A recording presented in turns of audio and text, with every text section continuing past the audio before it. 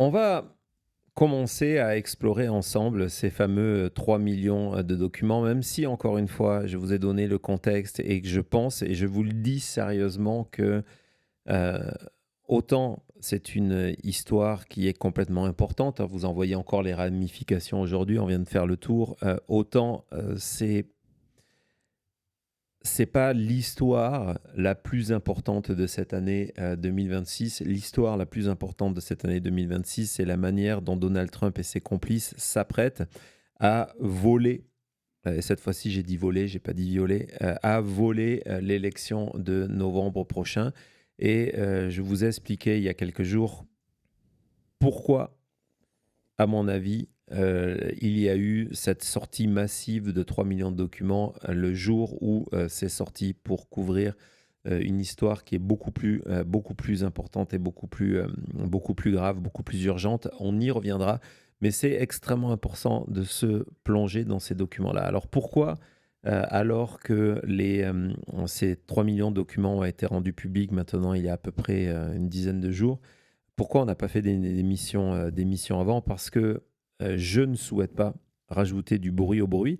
Alors je sais, c'est une position qui est anti-commerciale, parce que vu le nombre, j'ai vu ça, des missions spéciales en France, quelle que soit la chaîne, sur l'affaire Epstein, c'est certain que on aurait dû faire des émissions Epstein, du moins si on était dans cette logique-là, parce que c'est ce qui intéresse le public français, le public européen, et je sais aussi le public canadien en ce moment, mais j'ai pas voulu faire ça. Nous n'avons pas voulu, hein, c'est une décision commune de rajouter du bruit au bruit et de venir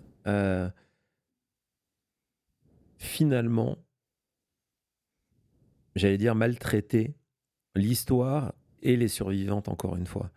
Les survivantes, je vous rappelle, elles sont notre guide, méritent que nous fassions un travail exemplaire, un travail documenté, un travail qui évite de mettre en avant des documents qui ne méritent pas d'être en avant parce que ce sont par exemple simplement des témoignages anonymes laissés à un numéro vert. Parce que ces multiplications de témoignages énormes, évidemment, et donc ils attirent l'attention, résultats viennent décrédibiliser et mettre dans l'ombre, par exemple, le courage qu'il a fallu aux sœurs Farmer, qui ont été les premières, dès la fin des années 1990, à dénoncer les excès, les gestes et la perversion et les crimes de Jeffrey Epstein, de Ghislaine Maxwell, voire de pointer du doigt Donald Trump.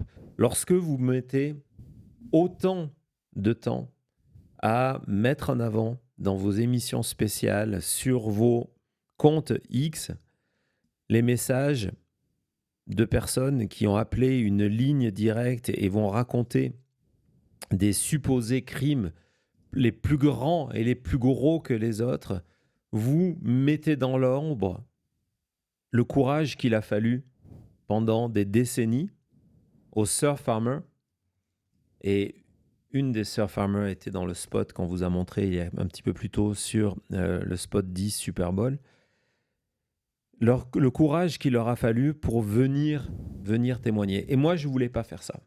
Je ne voulais pas faire ça. Je me suis dit que ça serait la pire des trahisons. Je ne voulais pas rajouter du bruit au bruit, comme je vous l'ai dit, mais je ne voulais surtout pas mettre au même niveau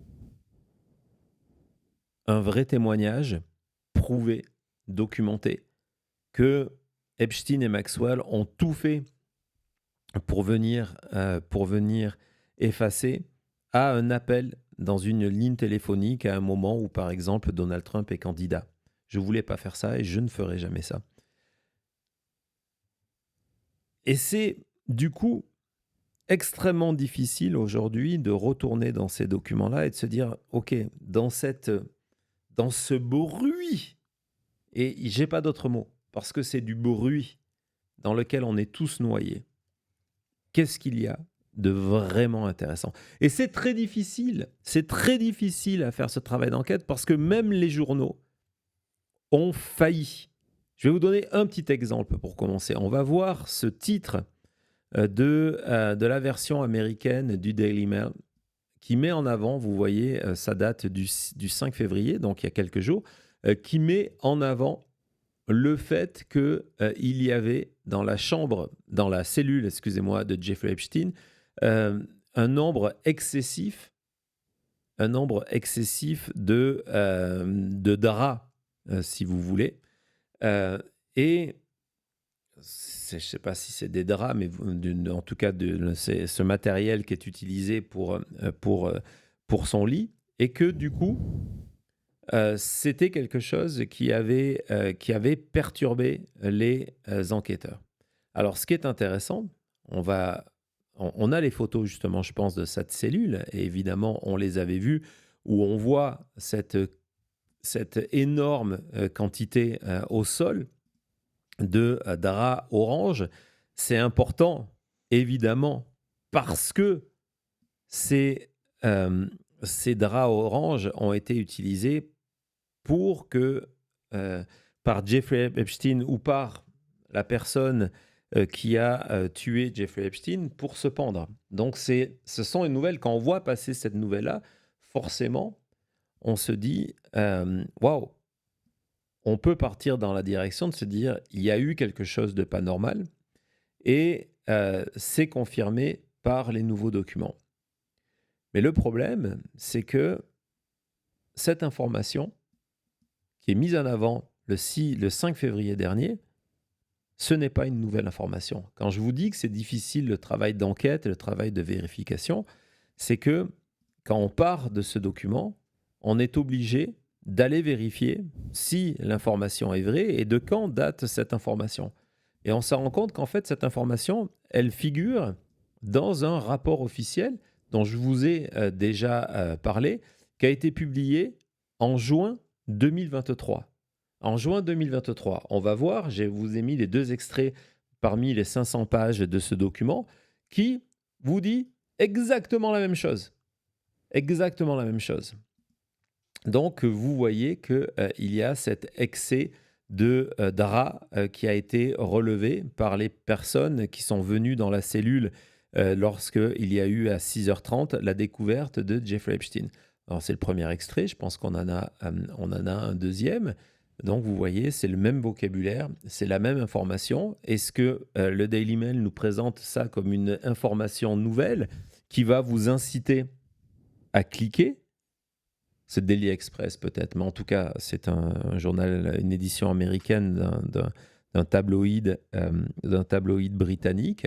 Lorsque vous allez cliquer là-dessus, vous avez le sentiment que, tiens, c'est nouveau. Et donc, on rajoute du bruit au bruit parce que même si les informations qui sont vraies, qui sont documentées, qui sont nouvelles, dont on va parler dans quelques minutes, vont dans un sens qui est extrêmement troublant, on rajoute du trouble ou peut-être pas.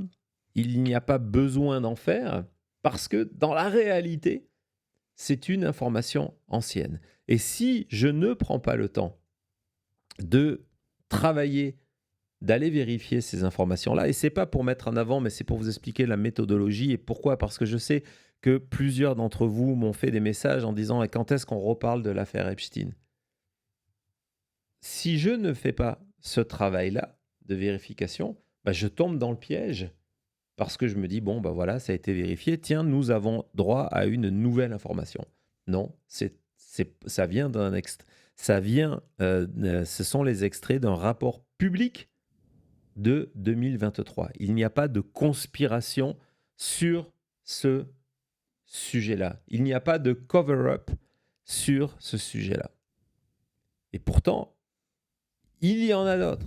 Il y a des informations extrêmement intéressantes. On va revenir sur le sujet, qui est un sujet qui vous a fasciné, qu'on a traité. Ça fait partie des émissions que Thomas vous a proposées dans notre playlist. Si vous nous rejoignez, notre playlist complètement gratuite, disponible, plus de 50, 60 vidéos, je ne sais pas, sur l'affaire Epstein, qui sont la nuit de la mort de Epstein et ce qui a été filmé.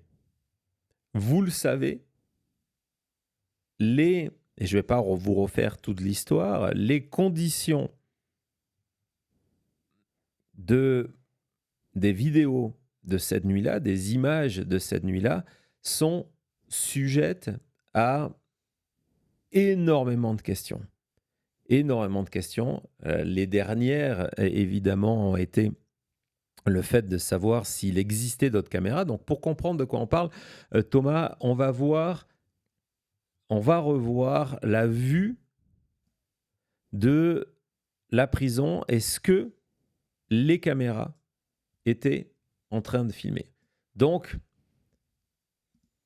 vous avez la disposition particulière de la prison à New York où était enfermé en 2019 Jeffrey Epstein. Vous voyez en bas, vous avez un bureau qui est occupé par une gardienne, on va y revenir, et face à elle, dans sa direction, un peu en hauteur, vous avez la seule caméra qui fonctionne. Les images que l'on va voir, les seules images que l'on connaisse, sont de cette caméra-là. Hein, on est clair, c'est cette vue, voilà, Thomas vous la montre, c'est parfait. Vous avez le bureau en contrebas, hein, on descend des escaliers. Les portes que vous voyez, souvent les gens font la méprise, ce ne sont pas les portes, ce n'est pas la porte de la cellule de Jeffrey Epstein. La cellule de Jeffrey Epstein, si on retourne dans le schéma, c'est donc, il y a un escalier en colimaçon pour y montrer, c'est donc cet étage qui est sur la droite de la caméra. Un étage qui est filmé par une caméra qui ne fonctionnait pas. Un étage que l'on pourrait voir à travers l'angle de deux autres caméras, mais elle ne fonctionnait pas. La zone qui est importante, c'est la zone du bas, parce que vous voyez que non seulement il y a une, deux, mais il y a une troisième caméra là-bas, celle tout au fond, qui aurait permis de voir l'angle opposé à la seule caméra, la caméra verte qui est ici. Mais là aussi, elle ne fonctionnait pas. Donc vous avez, oui, non, je ne me répète pas, vous avez 4 caméras qui ne fonctionnent pas et la seule caméra qui fonctionne, c'est celle-ci. Le problème de cette caméra, c'est que elle ne couvre pas une porte qui donne accès à ce niveau qui permet ensuite de monter jusqu'à la cellule de Jeffrey Epstein. On va revoir un parcours, par exemple, qui n'est absolument pas couvert. Donc, cette fois-ci, on a inversé la vue. Donc, vous voyez là, donc c'est inversé. On sait cette porte qui n'est pas couverte par une caméra. Il y a une caméra dans l'autre couloir qui, elle, fonctionnait, mais personne n'en a jamais vu les images, qui pourrait peut-être nous éclaircir sur... très bien, Thomas. Qui pourrait peut-être nous éclaircir sur ce sujet-là. Mais dans tous les cas, la cour interne, cette petite cour interne, ce petit passage n'est pas couvert. Donc, on peut imaginer que, c'est une des théories, que quelqu'un pouvait monter les escaliers et rejoindre la cellule de Jeffrey Epstein sans être vu par cette caméra. Parce que vous voyez, si on zoome sur l'angle du mur, juste là où que Thomas vous signale, c'est ce fameux petit escalier en colimaçon qui vous permet de rejoindre l'étage de la cellule de Jeffrey Epstein. Pourquoi je vous précise tout ça? Parce que, justement, l'été dernier, au mois de juillet-août, et nous avons une vidéo, Thomas vous a proposé une vidéo, grâce à de nouvelles technologies et grâce au travail de CBS et de leurs experts, on s'est rendu compte qu'il y avait ce qu'on appelle le blob, une forme, un mouvement de couleur orange qui montait en direction de la cellule de Jeffrey Epstein. On va voir la vidéo, je pense qu'on l'a, Thomas. Vous allez voir la vidéo, regardez de vous-même.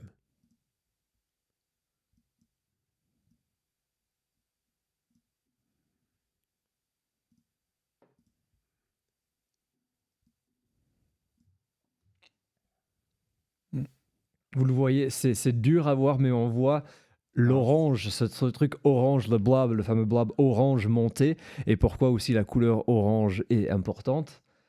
Parce qu'on le retrouve partout en prison. On la retrouve partout en prison. C'est la couleur des uniformes des prisonniers, mais c'est aussi la couleur des draps qui ont servi à étrangler, à pendre Jeffrey Epstein. Et là, vous voyez que vous avez très clairement le mouvement de quelqu'un qui est en train de monter. Et toutes les personnes qui ont été utilisées, réquisitionnées, engagées par CBS News, des spécialistes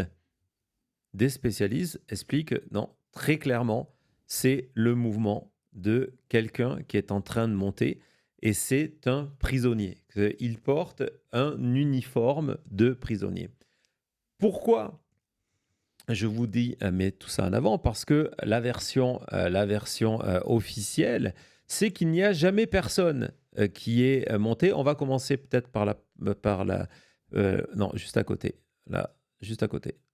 Là, vas-y, je sais pas, je pense que c'était peut-être celle-là avec des noms. En nous expliquant que donc ces images-là, hein, c'était au moment de la sortie. C'était au moment de la sortie c'était au moment de la sortie du travail de CBS en disant non, il n'y avait personne. Officiellement, il n'y a pas eu de mouvement cette nuit-là. Les quelques mouvements ont été identifiés. Pourquoi je vous parle de ça aujourd'hui? Donc, les images que nous venons de voir, hein, ce blob a été isolé et identifié de manière extrêmement troublante par CBS. Parce que dans les documents, et c'est là que je vous dis que le travail est intéressant, parce que c'est une pièce de 2 pages sur 3 millions de pages, il y a un nouveau rapport qui a été rendu public, c'est ce dont je veux vous parler, qui est extrêmement intéressant. C'est un rapport du FBI. On va avoir la page d'accueil de ce document de page. C'est ce qu'on appelle un Memorandum of Investigation. C'est un résumé de l'enquête menée par le FBI et par l'inspecteur général, on va en parler, sur les images vidéo. Eux ont eu accès à toutes ces vidéos-là. Et on va voir, et c'est intéressant, que, on va passer à cet extrait qui, vous allez voir, j'ai découpé dans ce texte-là, je vous l'ai mis en bleu, que à 22h39, que le FBI, les enquêteurs de FBI remarquent qu'il y a un flash orange qui semble aller à l'étage L, c'est où est Jeffrey Epstein, et donc il conclut que ça pourrait être possiblement un prisonnier. Donc eux font la conclusion de se dire c'est un mouvement humain, c'est orange, c'est un prisonnier, et que évidemment c'est un prisonnier qui est escorté. On est dans une prison, il n'y a pas de mouvement. C'est l'explication logique. À ce moment-là, l'enquêteur du FBI qui fait ce travail d'analyse vidéo, hein, c'est son travail, c'est un expert vidéo du FBI, il ne sait pas que l'enquête officielle a déterminé que il n'y a rien eu. Accompagné ou non accompagné, il n'y a rien eu.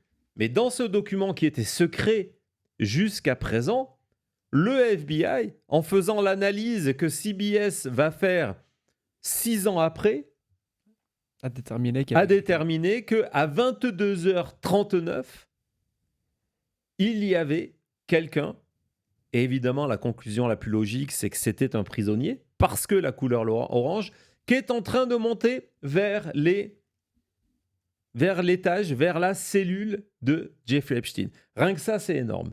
Bien sûr, tout ce c'est 3 minutes à la suite qui sont déterminées par la FBI qui vous dit qu'il y a quelqu'un qui marche du bureau à l'angle où on peut rien voir.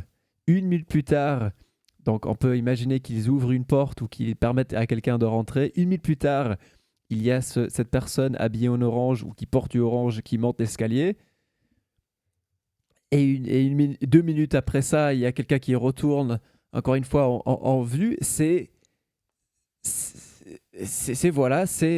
pour dire, il y a quelqu'un qui est rentré dans la prison, qui est monté l'escalier. C'est la FBI qui vous dit ça, là. On n'est plus dans c'est quelqu'un qui a regardé une vidéo sur Internet. C'est le rapport officiel d'une analyse du FBI. Ouais, et puis, ce n'est pas terminé. Lorsqu'on rentre dans la page 2 de ce document, c'est un document de 2 pages. C'est un des nouveaux documents rendus publics. Il y a le même travail qui a été fait par un autre organisme, par l'inspecteur général, OIG. D'accord? Et eux aussi ont fait leur analyse. Et on va voir que à 22h39, ils remarquent que eux aussi, il y a une présence orange qui peut monter, qui est en train de monter. Et donc, eux aussi essayent une explication logique parce qu'on précise, à cette heure-là... Il n'y a plus personne qui marche. Il n'y a plus personne qui marche. À cette heure-là, ils sont currently on lockdown. Les prisonniers sont enfermés dans leurs cellules. Il n'y a plus de mouvement. Et donc, ils expliquent que c'est probablement quelqu'un qui est en train de monter des draps, vous avez le mot linen, ou du bedding, en haut des escaliers. Donc, vous avez 2 rapports en 2019 qui, sans connaître les circonstances, arrivent aux mêmes conclusions. Le 19 août, à 22h39, alors que les prisonniers sont enfermés dans leurs cellules, il y a quelqu'un qui est en train de monter vers la cellule de Jeffrey Epstein. Rien que ça, on est dans le smoking gun. Parce que, comme vient de le dire Thomas, ce n'est plus des gens sur Internet, ce n'est même plus des journalistes, ce sont les conclusions des 2 organismes qui ont enquêté sur le sujet et qui ont eu accès à la première génération de vidéos. On va continuer parce que là, on rentre dans quelque chose qui est encore plus intéressant. C'est que on vous dit que les analyses faites par les 2 organismes, FBI et OIG, sont similaires. Ils ont trouvé la même chose. Sauf que, et c'est ce qui va devenir la version officielle, je vais vous la montrer, la version officielle, c'est que les doutes mis en avant par le FBI qui dit « Ok, c'est sûrement quelqu'un qui est accompagné, c'est un prisonnier accompagné », et l'OIG qui dit « C'est quelqu'un qui est en train de monter des draps », ça va devenir dans le rapport officiel le même que je vous ai montré, celui qui est publié en 2023, en disant « C'est un... » on va le voir aussi, c'est un CO. CO, c'est qui? C'est un gardien.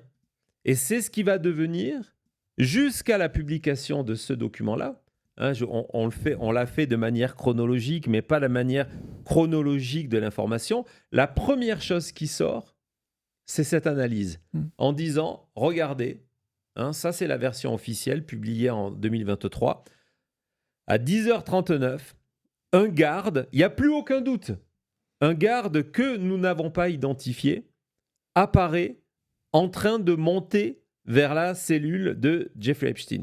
Donc, c'est de dire, OK, il n'y a pas de doute à avoir. On n'est pas dans des possibilités où Jeffrey Epstein ne se serait pas suicidé parce que nous avons identifié un garde. Et donc, aujourd'hui, grâce à la publication de ces documents, on voit que les enquêteurs, eux, jamais aucun des 2 n'expliquait en disant on voit un garde. Ce que l'on voit, c'est un prisonnier, vraisemblablement accompagné parce que c'est la seule explication logique, même si on ne voit personne accompagné, c'est pas ce que dit le rapport officiel, en train de monter vers la cellule de Jeffrey Epstein. Donc nous avons quoi? Nous avons des images, ce fameux blob qu'on vient de voir.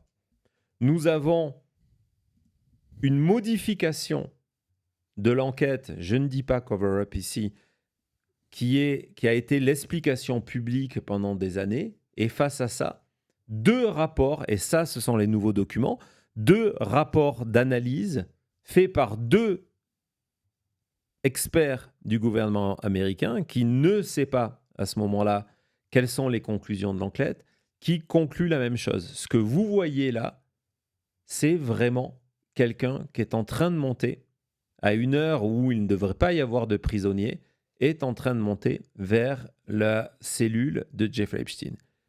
C'est ce genre de choses qu'il faut aller dénicher dans les documents. Mais il y a encore plus troublant, je vous en parle tout de suite après. Alors dans les pièces du puzzle, le puzzle de l'enquête, pas le puzzle du décryptage politique, mais le puzzle de l'enquête que nous tentons par moment de résoudre ensemble, et donc lorsqu'on revient aux circonstances de la mort de Jeffrey Epstein, on vient de voir, on a désormais des images, nous avons désormais dans le cadre d'un rapport, deux rapports d'organismes d'enquête gouvernementale, dont le FBI, qui concluent qu'il y a eu du mouvement. Parmi ces documents qui ont été rendus publics, excusez-moi, je suis juste en train de regarder des breaking news, juste une petite breaking news qui est quand même extrêmement importante sur ce sujet-là. On va revenir sur cette démonstration, désolé, mais je vais vous la partager. À l'instant, Thomas Massie et Rokana qui ont vu une partie des documents, en tout cas ceux qu'ils voulaient voir, parce qu'on vous a expliqué que sinon ça allait prendre 7 ans, au DOJ viennent d'annoncer qu'ils ont désormais les preuves que le département de la justice a dissimulé, censuré, caché 6 personnes qui sont incriminées dans le réseau Epstein, dans l'affaire Epstein.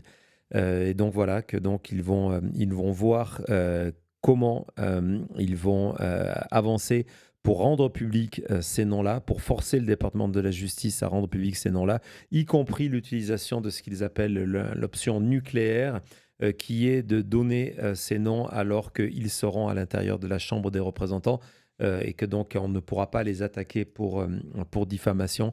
Et que donc voilà, ils expliquent qu'au moins 6 noms ont été, 6 hommes ont été protégés, l'identité de 6 hommes ont été protégés par le département de la justice. Voilà, c'est une nouvelle extrêmement importante, c'est une breaking news. On revient tout de suite à notre sujet. Thomas, petit jingle.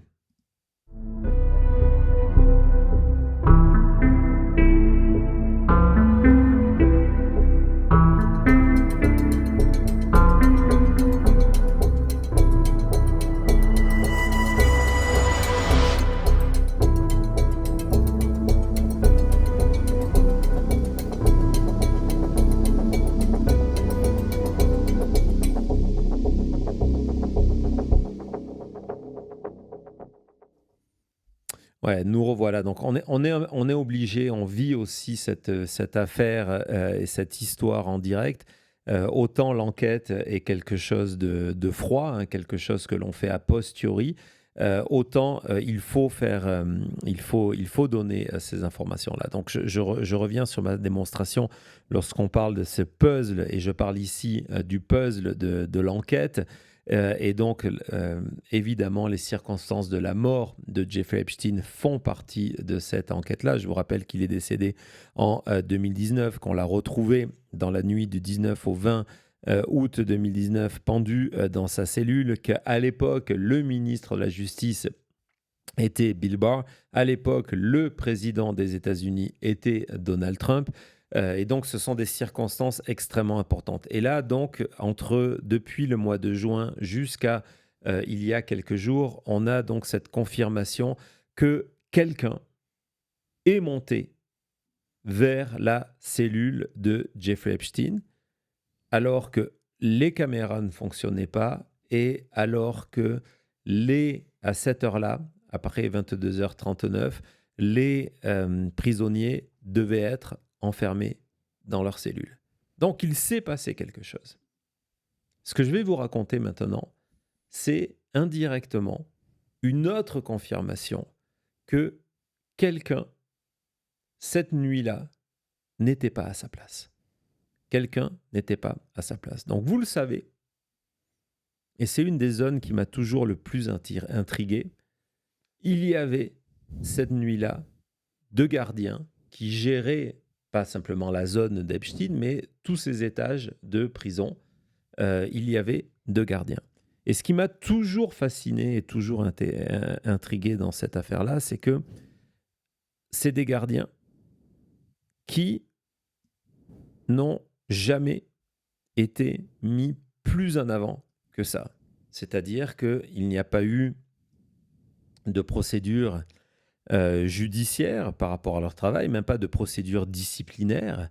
Il y a eu un arrangement fait entre les autorités et ces gardiens pour qu'ils ne soient non seulement pas inquiétés, mais surtout que leur histoire reste partiellement secrète.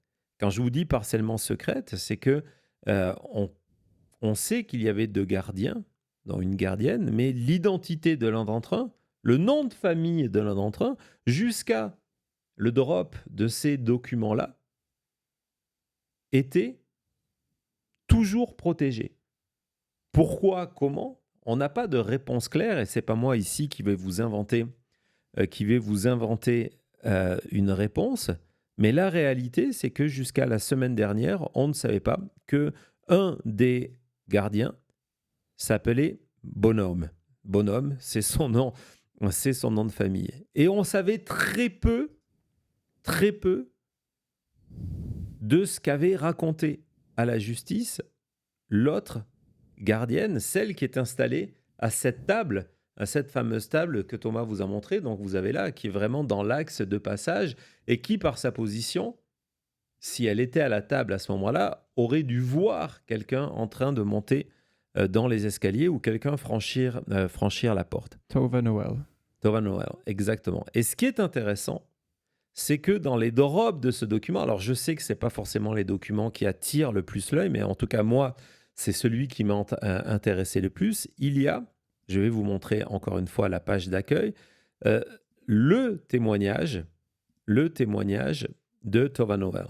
Donc vas-y Thomas, il va vous la montrer tout de suite. Donc c'est un long témoignage, plus de 400 pages, département de la justice.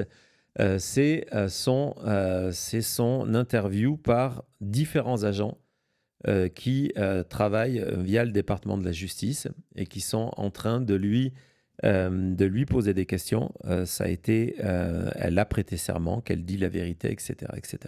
C'est un document qui est extrêmement intéressant. Qui mériterait peut-être de faire une émission si on avait vraiment envie d'aller dans le cœur de ce qui s'est passé. Mais moi, je l'ai retenu pour un aspect. Tova Noel était en charge de faire des patrouilles toute la nuit. Elle n'en a pas fait. D'ailleurs, on voit que du côté de Epstein, on va voir ce qui était écrit sur la porte de sa cellule. Jeffrey Epstein était en Suicide Watch et ça, c'est le document qu'elle avait sur son bureau en disant qu'il y avait toutes les demi-heures, il fallait aller jeter un œil dans sa cellule et c'était une demande là per God, donc pour dire de Dieu, en fait, ça voulait dire que c'était une demande qui venait de la hiérarchie et que donc il y avait cette obligation-là. Donc, ce qui est évident, c'est qu'elle s'est endormie une partie de la nuit. Ça, c'est, je pense, une évidence. Elle raconte dans son interview le fait qu'il n'y avait pas assez de personnel hein, c'est un problème récurrent Mm. aussi au niveau de la justice en France. C'est quelque chose dont Maître Aulas nous parle très souvent. Il n'y avait pas assez de personnel. Je crois qu'elle était à son 5e shift, donc vraiment un nombre extrêmement important. Donc c'est évident qu'elle s'est endormie.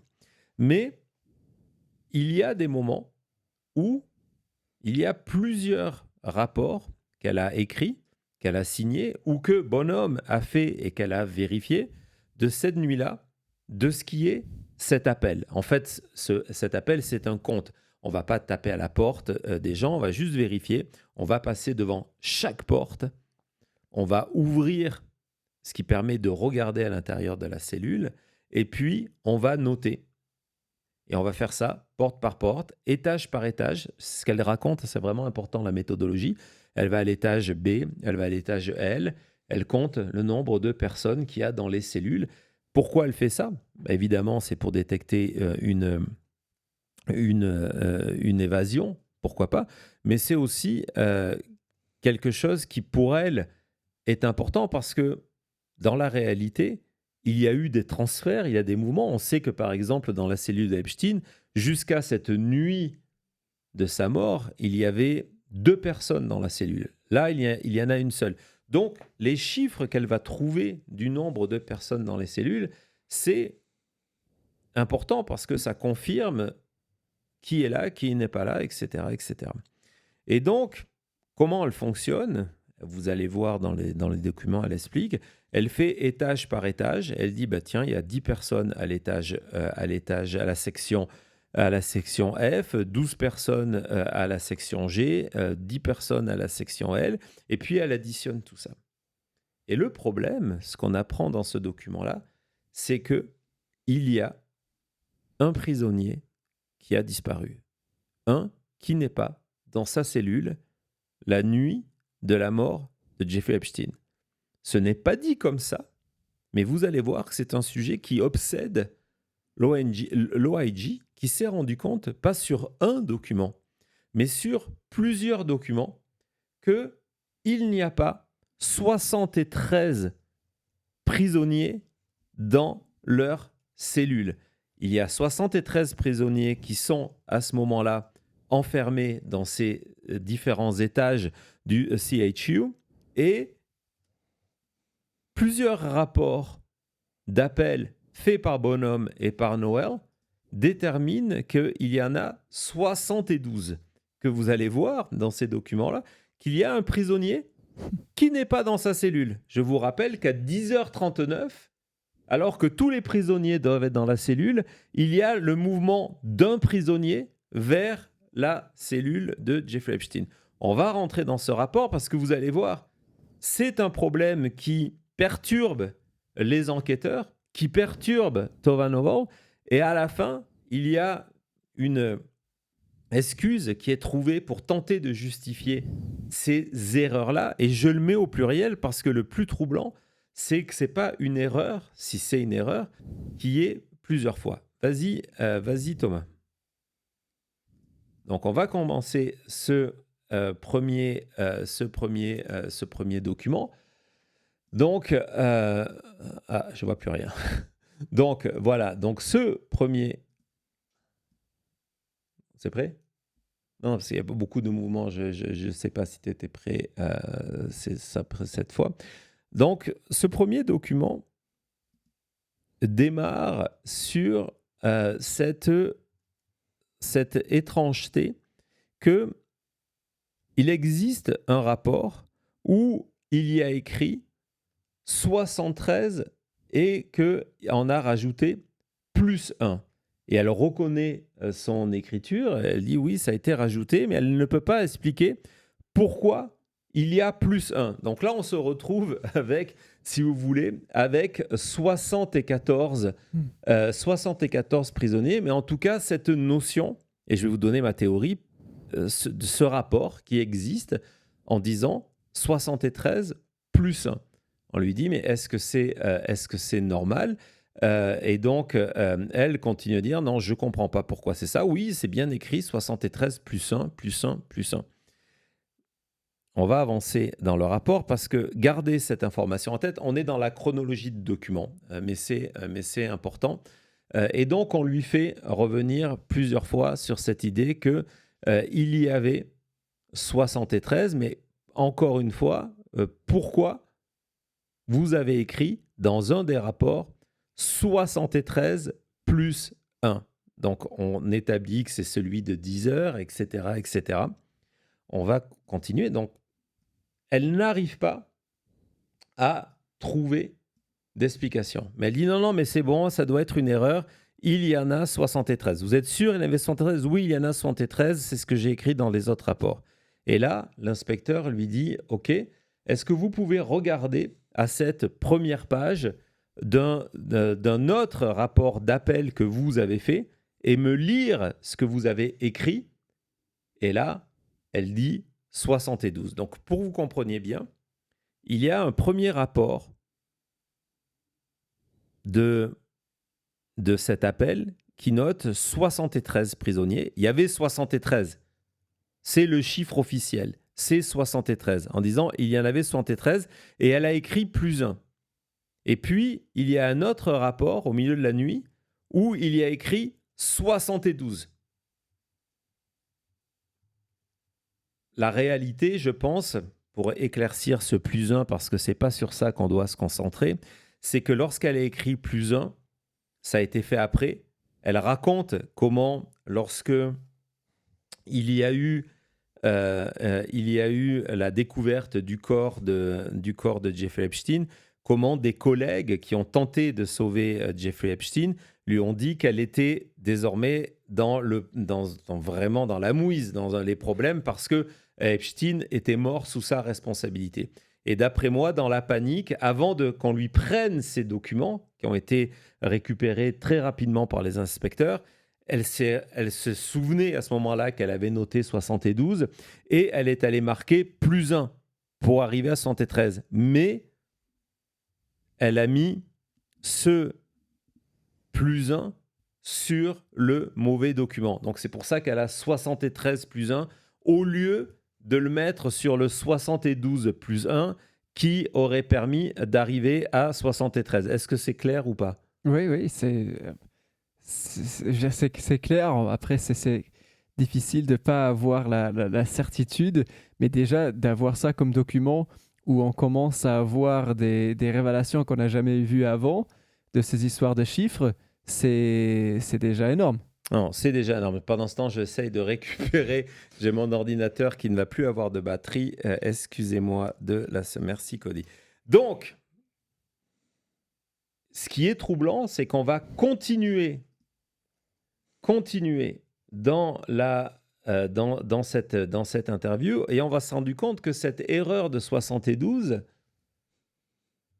apparaît à plusieurs fois, de telle sorte que regardez cette phrase de l'enquêteur, en noir ce sont les noms des enquêteurs qui sont caviardés, qui dit à quel moment un prisonnier a disparu. C'est-à-dire qu'on considère du côté des enquêteurs que ce chiffre de 72, c'est une réalité. Pourquoi? Parce qu'il y a 3 rapports différents au moment de la nuit où elle a marqué qu'elle a compté 72 personnes, alors que dans la réalité, il devait y avoir 113. Et elle dit, je ne m'en rappelle pas. Je ne m'en rappelle pas. J'ai prévenu les autorités plus tard. Je ne me rappelle pas. J'ai fait mon appel. Ne venez pas me reprocher de ne pas avoir fait mon travail. J'ai fait mon travail. Et oui, c'est mon écriture. J'ai bien écrit 72 prisonniers dans les cellules plusieurs fois au cours de la nuit. Continue.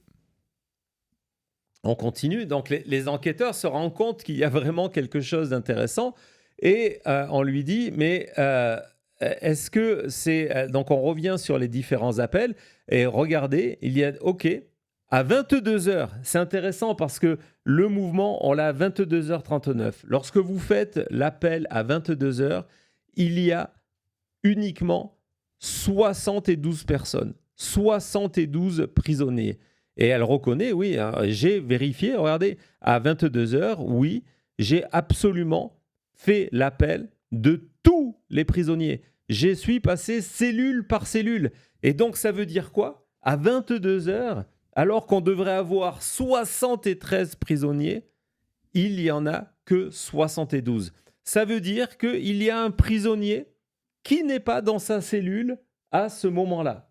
Comment? Pourquoi? On ne le sait pas.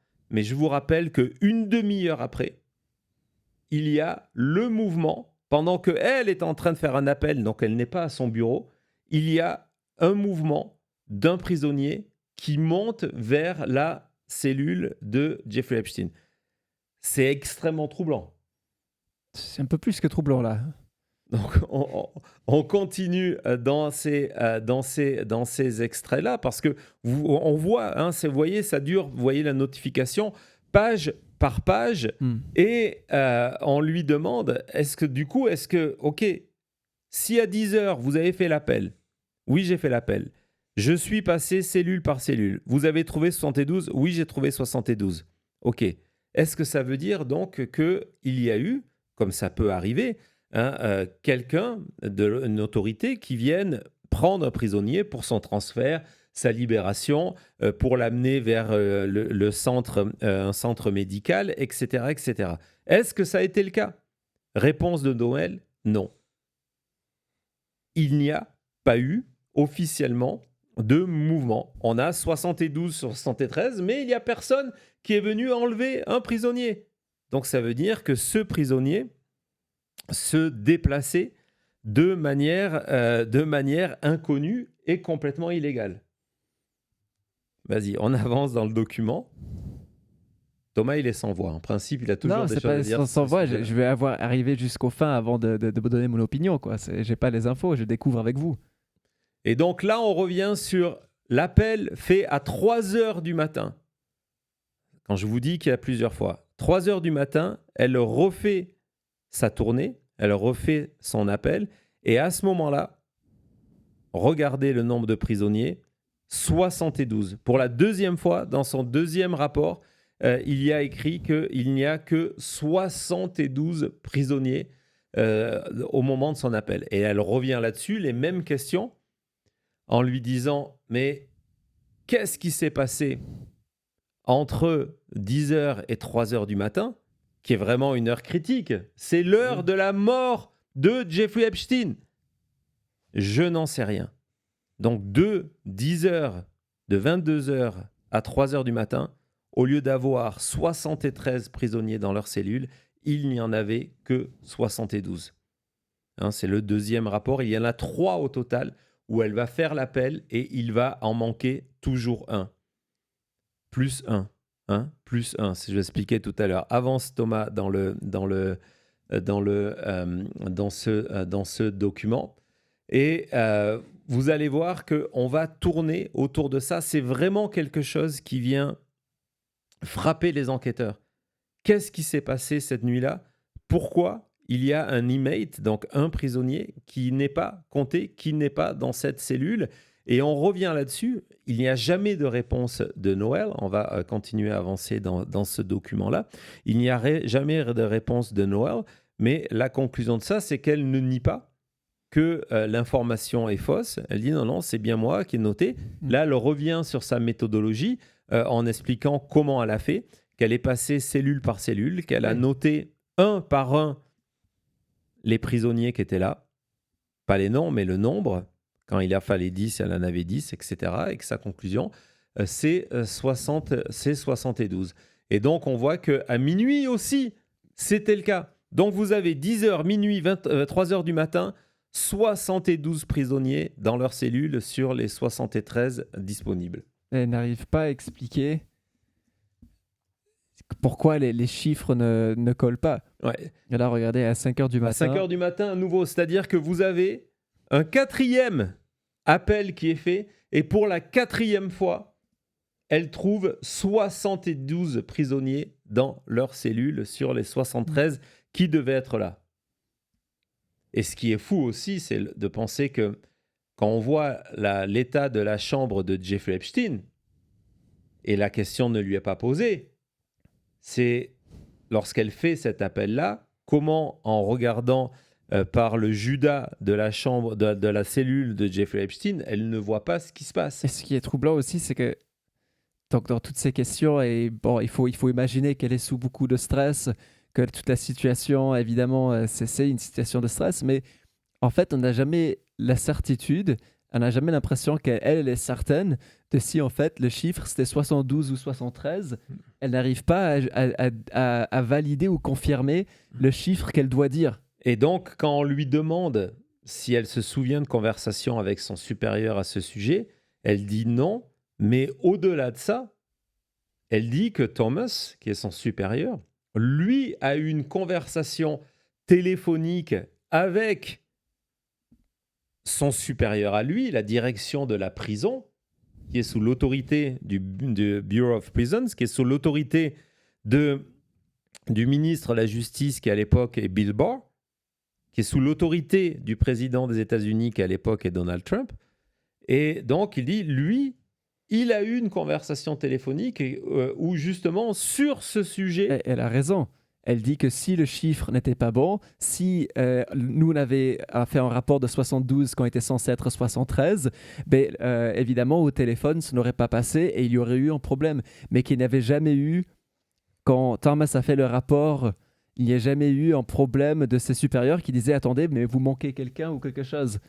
Donc le soir même, quand dans ses rapports qu'elle a prédonnés, on a eu un problème de chiffres, aucune alerte était signalée. Non, et c'est là, c'est à ce moment-là qu'il y a ce +1 qui a été additionné. Il y avait 73 prisonniers cette nuit-là. On a 4 ou 5 rapports qui expliquent 72. On rajoute le +1, c'est 73. Mais en fait, il n'a pas été rajouté à la bonne page. Donc, il vient 73 +1, alors qu'il aurait dû être à 72 +1. Donc là, vous avez encore une fois tout ce détail Oui, vas-y. Non, Vas-y, je t'en prie. La réponse à la fin.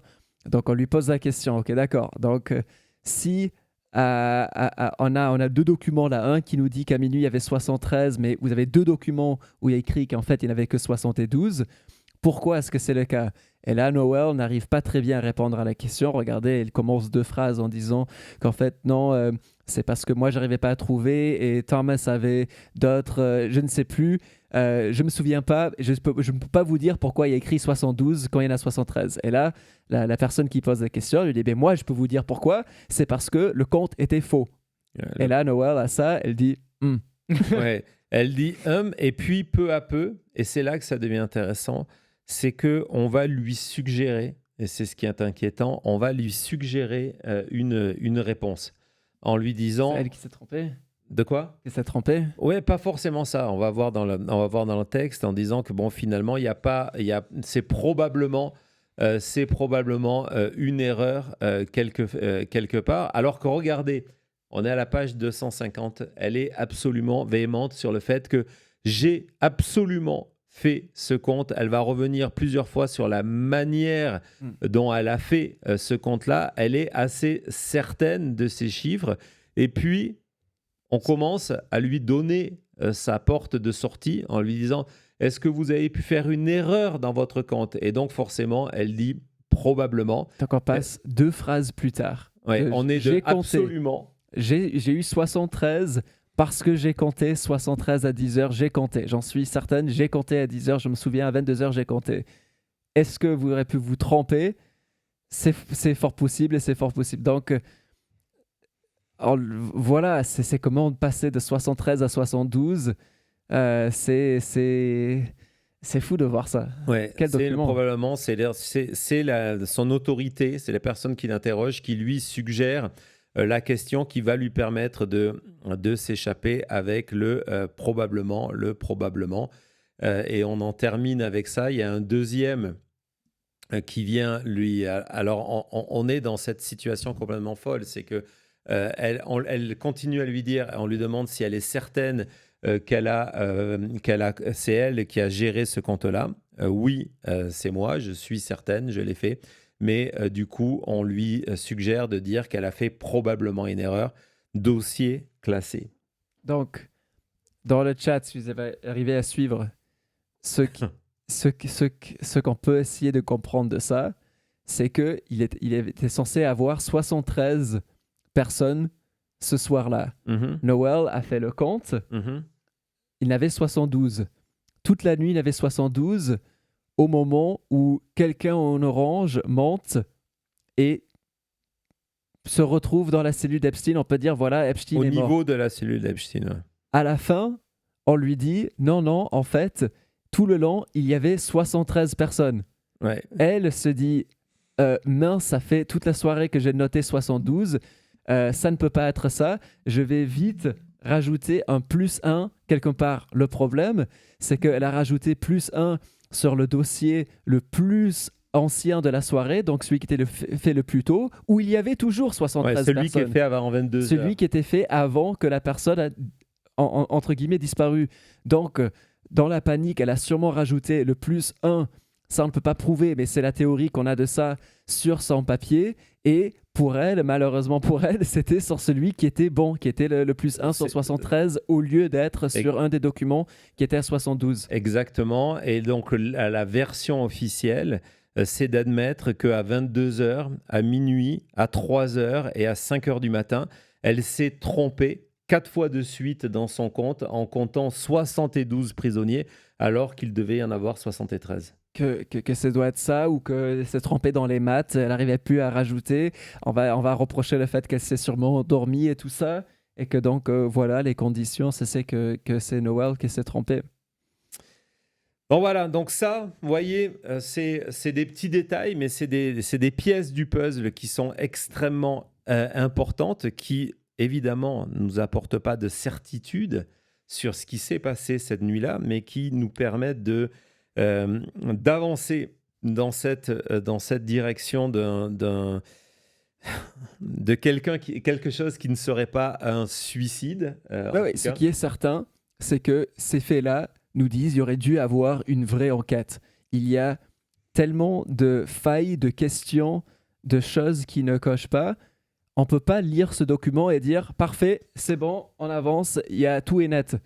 On a des problèmes de compte, on a des problèmes des horaires, on a des problèmes où le FBI et le sein des investigations, dans le rapport officiel, disent on a quelqu'un, un individu qui monte l'étage tout seul. Et tout ça était bouclé en disant c'est propre, ça colle, on avance. Exactement. On va faire une petite pause et on va vous montrer des images de Ghislaine Maxwell aujourd'hui. À tout de suite.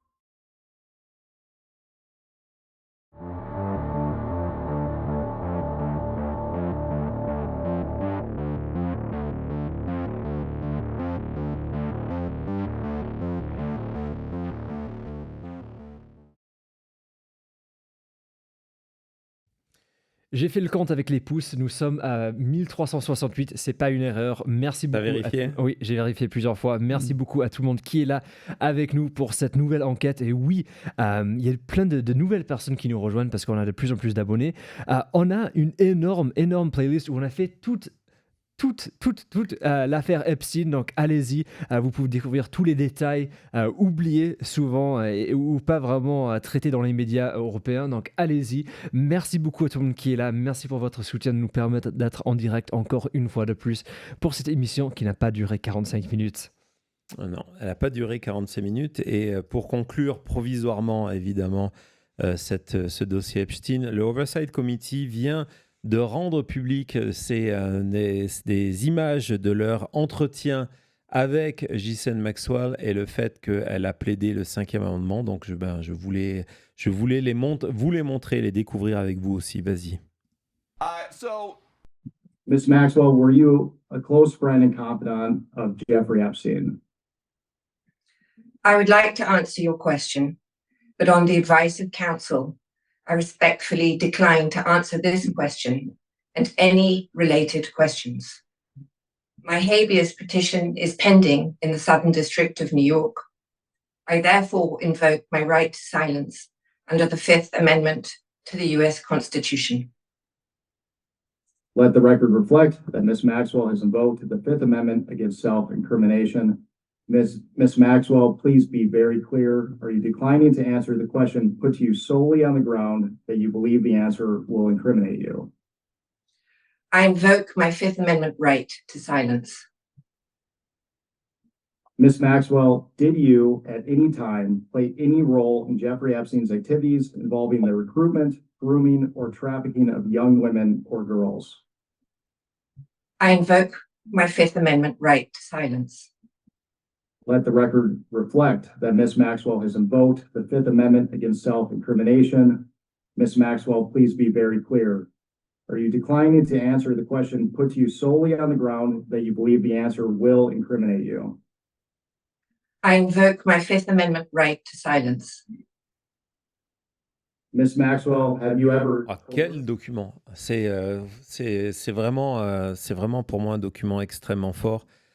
Cette volonté de refuser les questions, le fait que l'avocat qui l'interroge pour le Oversight Committee lui demande si elle confirme, si elle a vraiment conscience que ça veut dire que c'est des questions où elle s'incrimine dans un crime, et là elle leur remet dessus en disant je refuse de répondre également à cette question en plaidant le 5e amendement. Il y en a 4 minutes comme ça, c'est ça? Il y a 3 minutes et demie là où elle répond à aucune question. Ouais. Bon, voilà, comme je vous l'ai dit en commençant cette émission, c'est juste une petite partie du dossier Epstein. C'est là qu'on voit que ce dossier, on n'a pas terminé de le traiter. Et je voulais conclure par ce tweet partagé par un influenceur MAGA, un déçu du Trumpisme. C'est quelqu'un de l'extrême droite américaine, mais qui revient, je vous rappelle tout à l'heure la déclaration de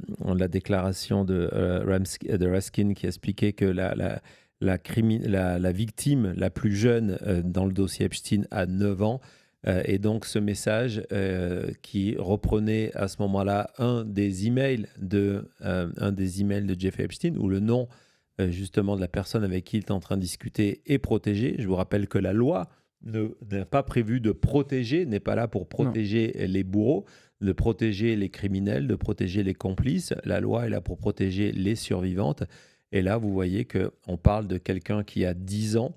Et ce commentaire de Pam Bondi, Kash Patel et Donald Trump veut que vous pensez à autre chose. Nous, ici, à Maintenant Média, nous ne sommes pas prêts de passer à autre chose. On va continuer à explorer les secrets du dossier Epstein. On va aussi très prochainement explorer les secrets des dossiers de la manière dont Donald Trump veut tenter de voler l'élection du 3 novembre prochain. En tout cas, voilà. En attendant, c'était La Chute.